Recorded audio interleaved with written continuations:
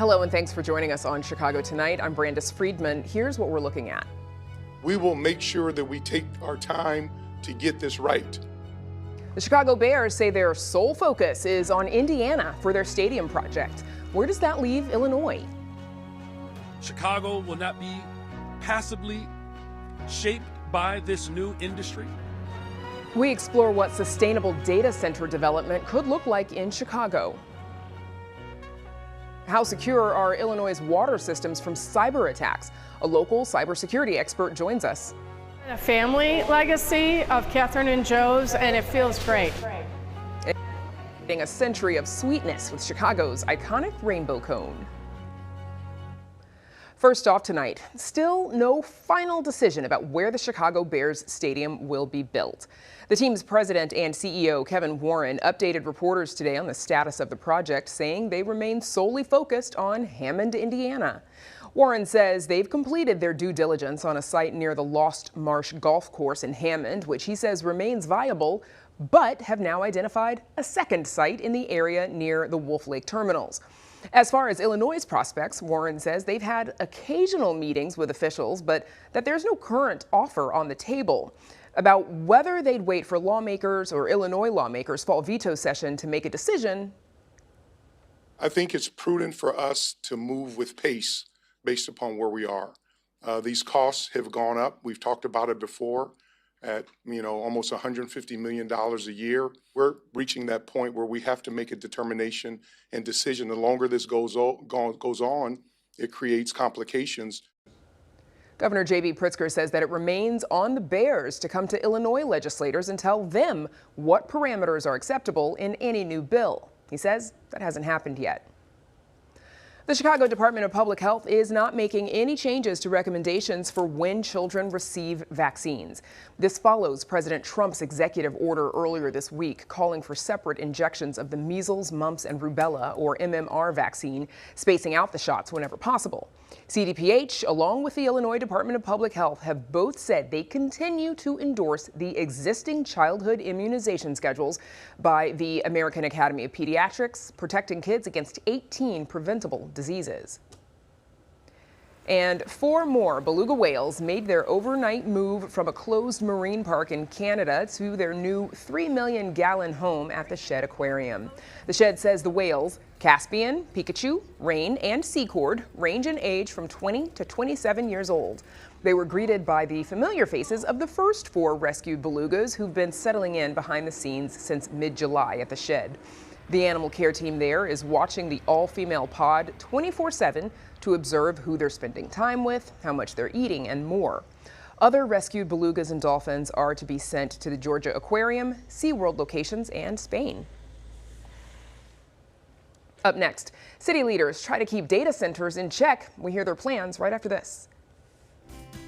Chicago Tonight is made possible in part by the Alexandra and John Nichols family, the Polk Brothers Foundation, and the support of these donors.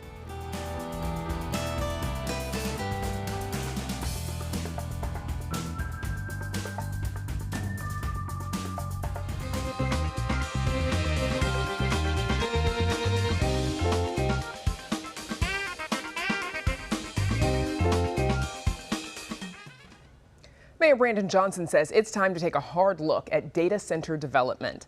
The rapidly evolving industry has become a flashpoint across the country with questions about public health, the environment, and the economy. As the build-out charges ahead, many local leaders are racing to adapt, including in Chicago, where the mayor this week signed an executive order calling for a pause on new data centers until new regulations are in place. Here to discuss the city's role in responding to this developing industry are Angela Tovar, Commissioner of the city's Department of Environment and Chicago's Chief Sustainability Officer, and Jared Patton, a project manager at the Department of Environment. We also invited data center industry representatives who declined to join us, but they did send a written statement, which we'll share shortly. Thanks to the two of you for joining us, and welcome. Thank you for having us. So, Jared, let's start with you, please. What are existing data centers like in Chicago? Yeah, so we currently have about 39 data centers in the city of Chicago. It's important to recognize that not all data centers are the same. The ones that we typically hear about on the news are the very large artificial intelligence training campuses. We don't currently have any of those in the city. Most of our facilities tend to be what you call co-location facilities. That's a data center that's owned by one company, and they rent out some or all of their server space to other companies. So there might be multiple users of one building. Those facilities can range in size. Some are just a few megawatts of energy. Some are all the way up to what they call hyperscale facilities of 100 or more megawatts. Okay. Most of our data centers are located in the downtown area. South Loop is our biggest concentration, or in utility corridors leading downtown. What's the permitting process like to build one? Yeah, so currently data centers are permitted by right in all manufacturing districts, all commercial districts, and most business districts. If there is no additional plan development process, unless they trigger that process for other reasons because of the size of the facility or proximity to more sensitive uses, our data centers report that was recently released has recommendations for how we could change that to have a higher level of review. Okay. Commissioner, what does the mayor's executive order do? So the executive order does a number of important things, and of primary importance is that it moves very quickly on this topic. The Sustainable Data Centers report conveyed that there are a number of regulations that we have to put in place. Our policies don't reflect what the modern data center looks like. And so we have to move quickly to ensure that our regulations mirror what is required of a full environmental review related to data centers. So it does a number of important things. It directs the Department of Environment to look at our existing noise and air pollution control permits and to, within 90 days, make recommendations on how to improve those, to think about those environmental impacts. It also directs the Department of Planning and Development to look at a more enhanced environmental review at the time of the plan development process. So again, as Jared mentioned, if a data center is larger in scale, or if it could be, the plan development process can also be triggered by, developing near the waterfront, for example. In those cases, the commissioner of the Department of Planning and Development will direct a cross-departmental team to evaluate those impacts.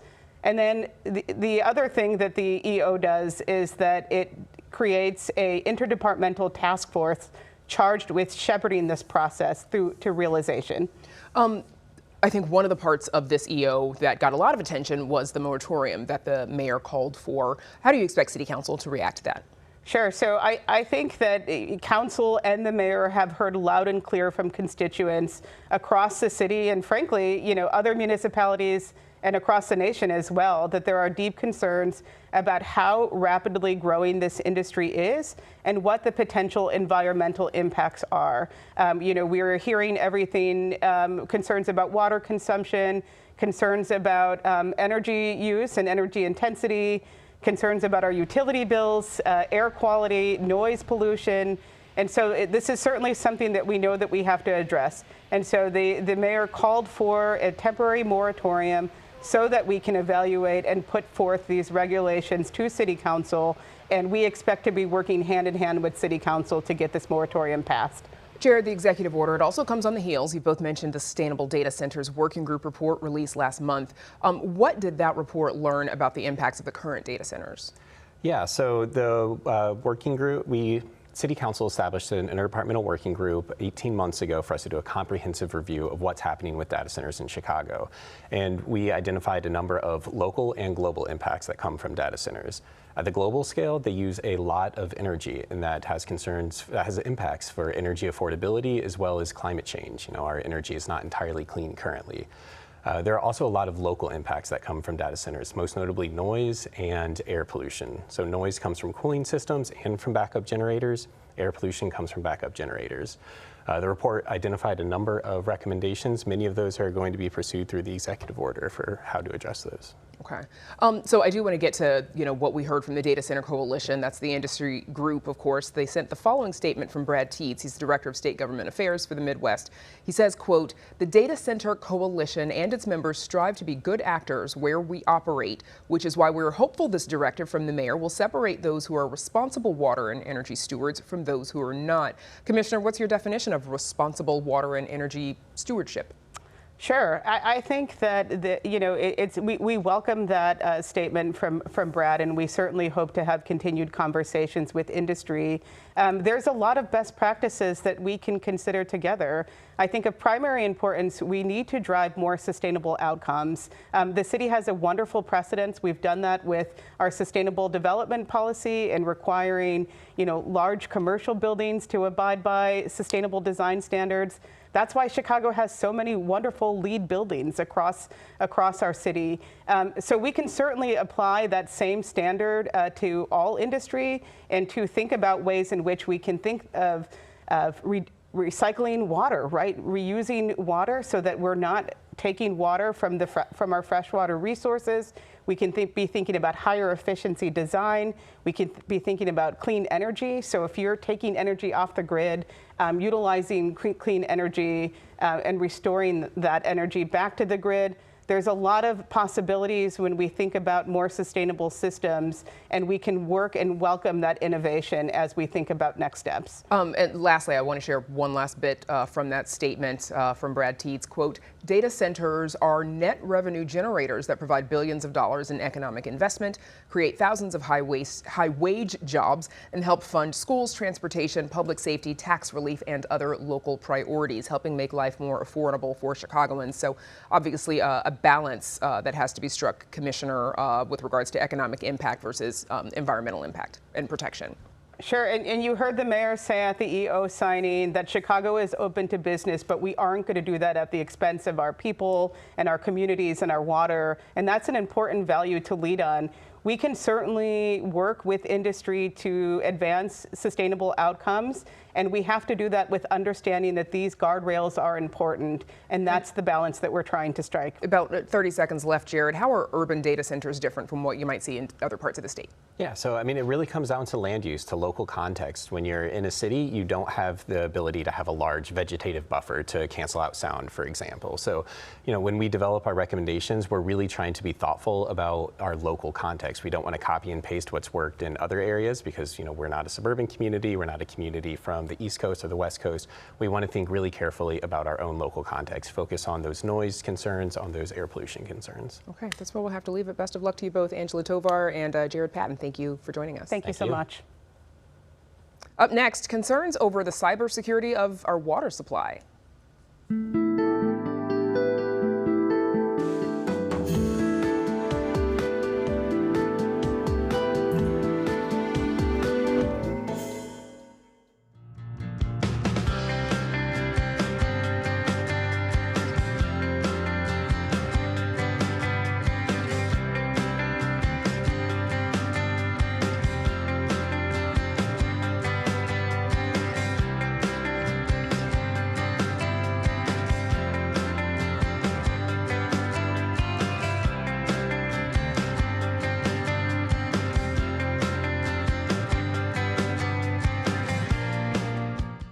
What appeared to be innocent malfunctions in municipal water systems could actually be something more serious.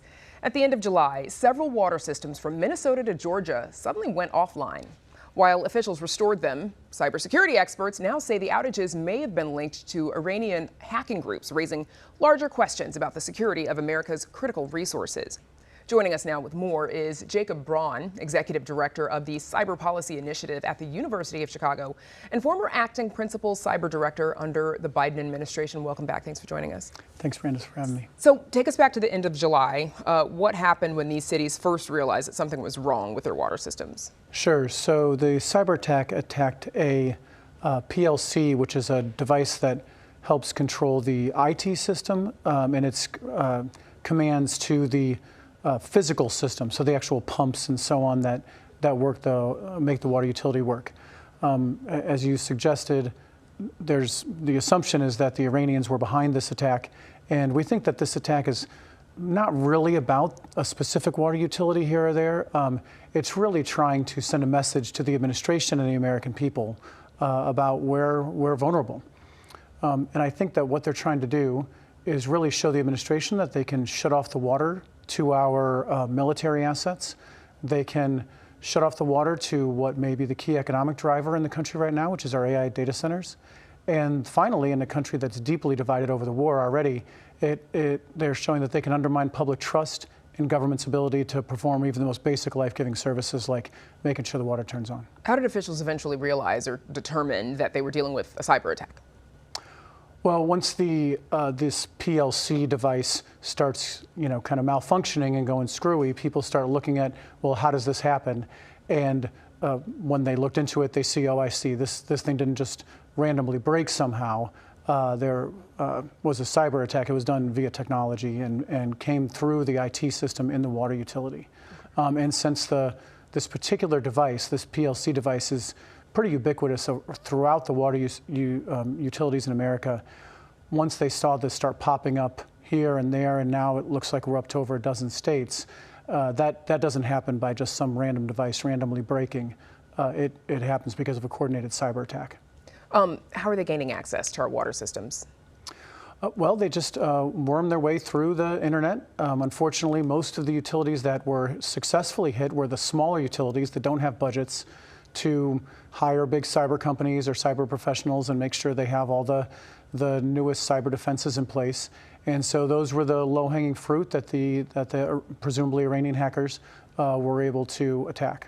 And you said this, they did this sort of a shot across the bow for now, right? What are like the broader national security implications of a water system attack? This could be worse. Oh, for sure. And I think that's what the Iranians were trying to signal to the U.S. I think it's no accident that this happened right, in the middle of negotiations and so on, to show that, they have other cards to play. What's been the recent history of cyber attacks like these? Are these common? Have other countries experienced something similar in the past? There are. In fact, there was a report today of a cyber attack against a UK water plant.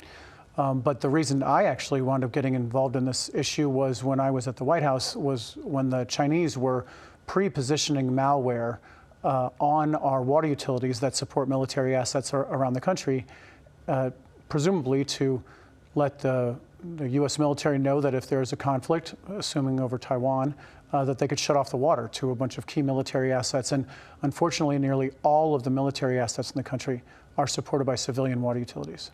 And this is just water, right? Like, could there be similar implications or concerns for other utilities, energy, gas?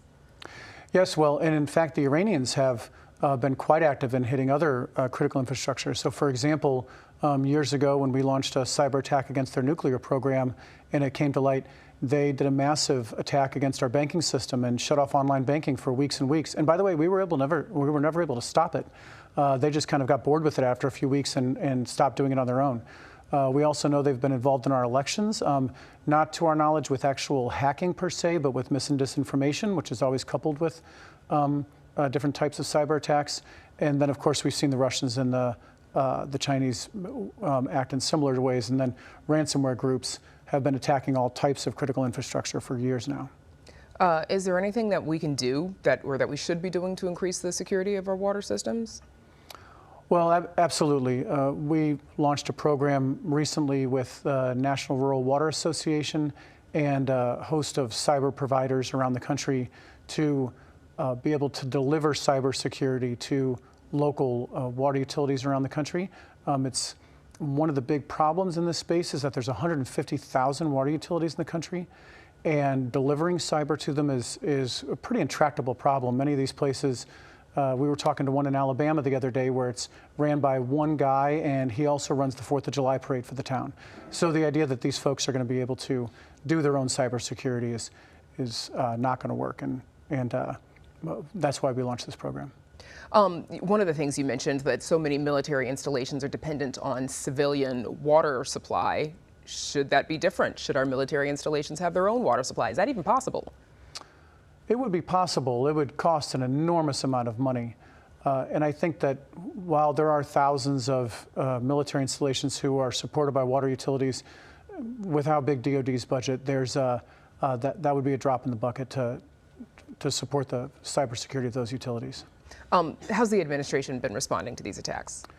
Well, I think that there's been, the president has come out and, of course, not agreed that it's necessarily Iran, but I think he's also in the middle of an information war himself, obviously, and I think doesn't want to give them the credence to be able to say that they were able to do this, and also doesn't want to scare the American public. So I think they've been somewhat muted in this, and I understand why. I know that CISA, the cyber agency under Homeland Security, has been doing a lot of outreach to local water utilities to try and tell them what they can do to support or to deal with this problem. But really, at the end of the day, the federal government has to fund a solution for this. And one of the reasons we launched this effort with the National Rural Water Association is because they've been funded by the federal government for about 50 years to provide technical assistance, albeit not yet cyber, to water utilities around the country, and we think that's kind of an easy button for Congress to fund. Okay, Jacob Braun, thank you so much. Appreciate you. Thank you. Up next, a sweet tradition celebrates hitting the century mark.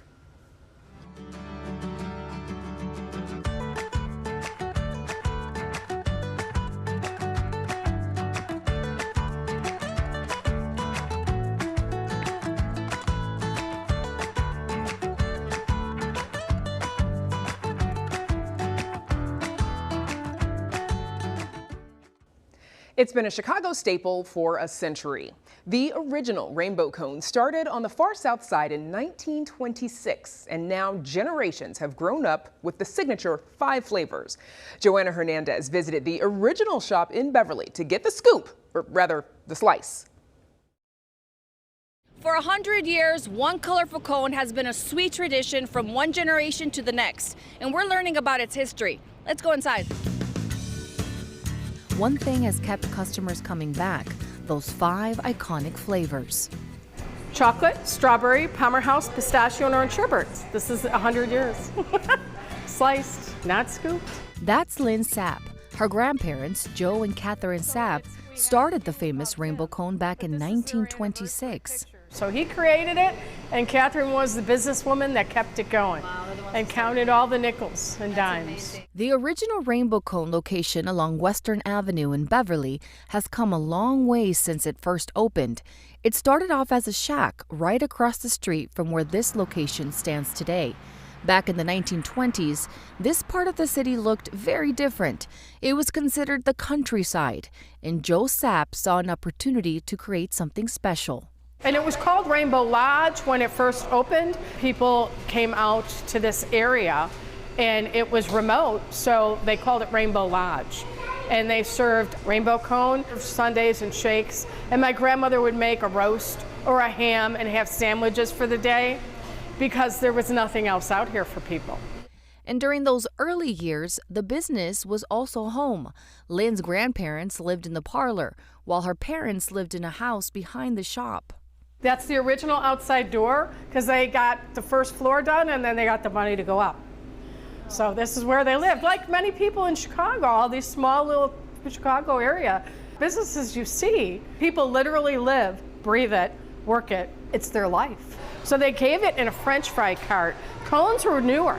Cones were starting. It was either in a glass dish or you could get one slice of vanilla or one slice of chocolate or strawberry.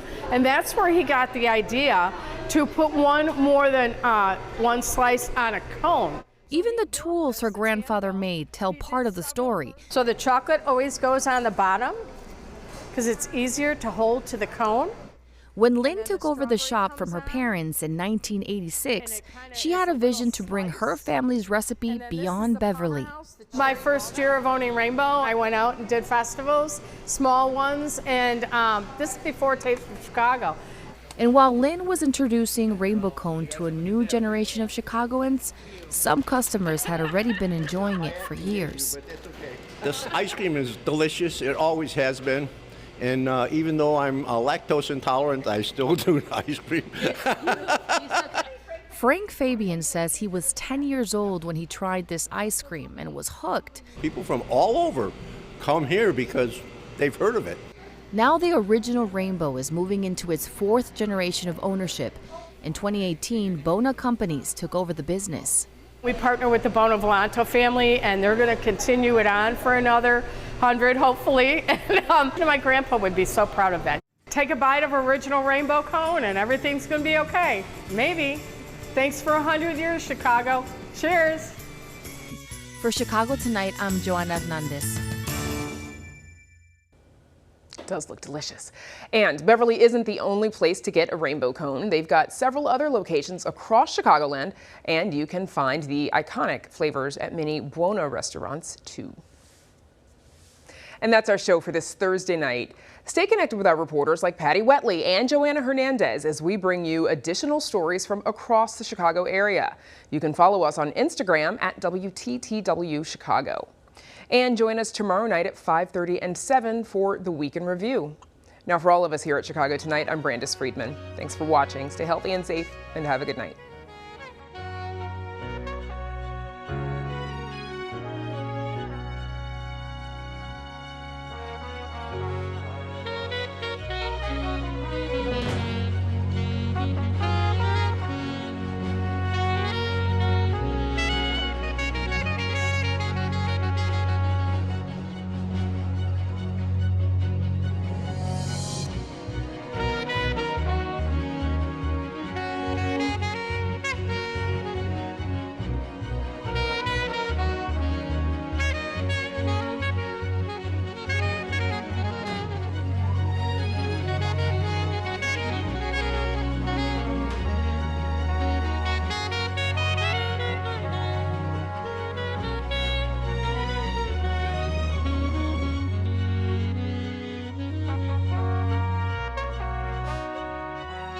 Closed captioning is made possible by Robert A. Clifford and Clifford Law Offices, a personal injury law firm working to preserve the dignity and rights of all individuals.